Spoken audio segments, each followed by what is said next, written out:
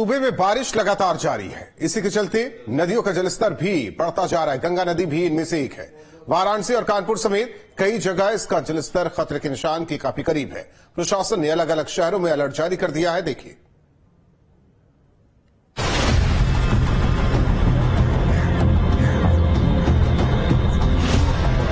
भारी बारिश के कारण सूबे की नदियां उफान पर हैं। गंगा नदी में भी पानी की मात्रा लगातार बढ़ती जा रही है, जिसके कारण कई जगह ये नदी खतरे के निशान के काफी करीब बह रही है। वाराणसी में गंगा का जलस्तर एक बार फिर खतरे के निशान की तरफ बढ़ रहा है।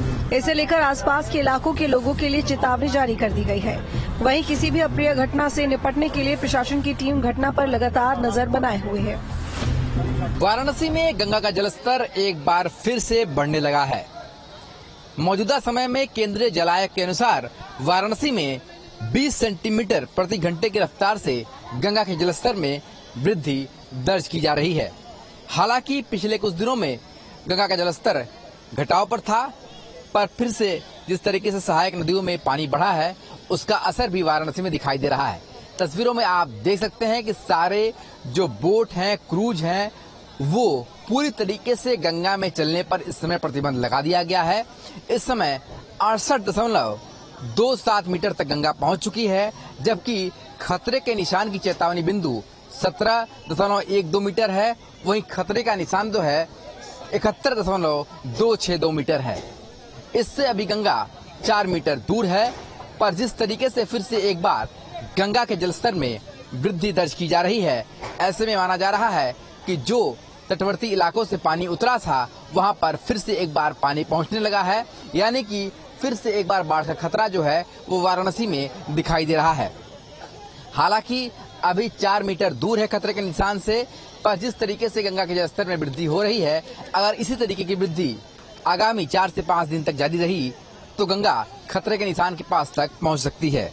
केंद्रीय जल आयोग के अनुसार अभी सहायक नदियों में पानी बढ़ रहा है। ऐसे में कानपुर और प्रयागराज में भी जलस्तर में वृद्धि हो रही है, तो उसका असर वाराणसी में भी लगातार दिखाई देने वाला है। इसके लिए एनडीआरएफ और एसडीआरएफ लगातार अलर्ट पर है।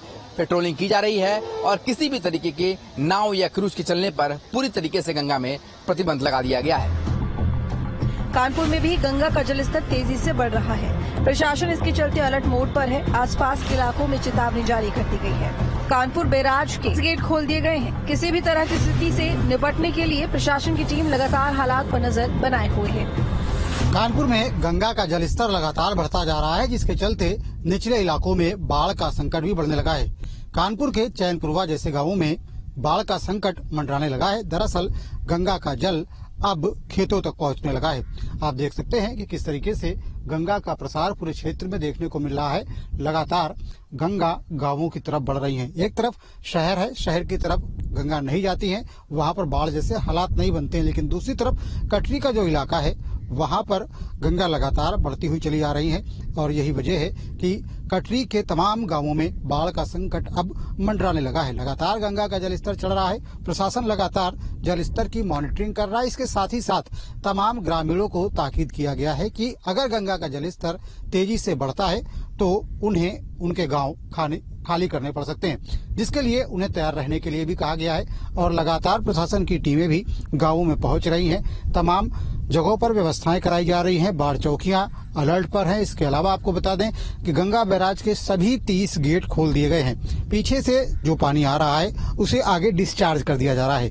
दरअसल बड़े पैमाने पर हरिद्वार और नरौरा से पानी छोड़ा जा रहा है, जिसकी वजह से गंगा बैराज के गेटों पर दबाव बढ़ा है। यही वजह है कि पिछले कई दिनों से यहाँ से बड़े पैमाने पर पानी आगे डिस्चार्ज किया जा रहा है। रामनगर में